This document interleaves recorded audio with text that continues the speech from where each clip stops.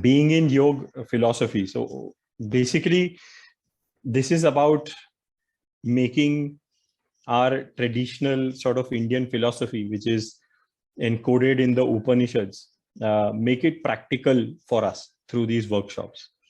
Right. So the workshops will uh, basically anchor us in one of the Upanishads. So we will look at Isha Upanishad as the text. It is one of the most, I find it one of the most beautiful Upanishads. It's just 18 verses. So it's the second smallest Upanishad. The smallest is 12 verses. But as an Upanishad, it is complete. So it has both all the theory we need to know, and it has the technique we need to have, or the process we need to follow to sort of achieve the ultimate goal, which is as articulated in the Upanishads. So those 18 verses I have found marvelous in my experience. The first time, this is my second time taking these facilitating these workshops. The first time I did it, it was in January this year, and before even coming around to do it, it took me 3 years. So like I had started reading, of course, the Isha Upanishad long ago, but then 3 years ago I again took it up. But it took me 3 years to sort of get to a place where I can say, okay, it's okay to share uh, what I have understood.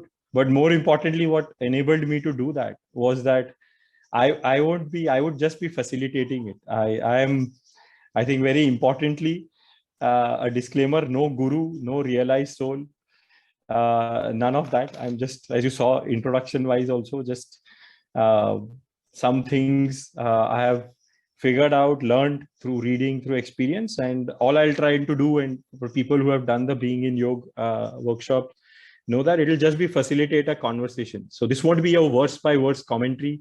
So that's something I wanted to clarify, because typically we are used to looking at Upanishads like a verse by verse commentary. So this won't be that way. It won't be a knowledge dump or from mine or anyone's side. So my role will be to share a little bit, set the context of what Upanishads are, what are we trying to achieve, share some of the verses, share how we can make it practical in our life, how we can live it, not just have information about it. The 18 verses, as you can guess, it won't take 5 sessions, right? If I have to just cover 18 verses, or anybody has to share what is there in 18 verses, it can be done probably in half an hour. As I said, there is a 2-page version of Isha Upanishad also. So you can just read through it and be done with it. But the workshop, the idea of the workshop is that we understand the essence, try and experience it, most importantly, in our life. So I'll try and share what I learned from it, experienced from it, and what are some of the experiments we can do in our life to see whether what the Isha Upanishad is trying to tell us is practical or not. How do we make it practical in our life? And we'll come back. So all the participants in the group, every session will start with a sharing of what's happened in the week. What did we try?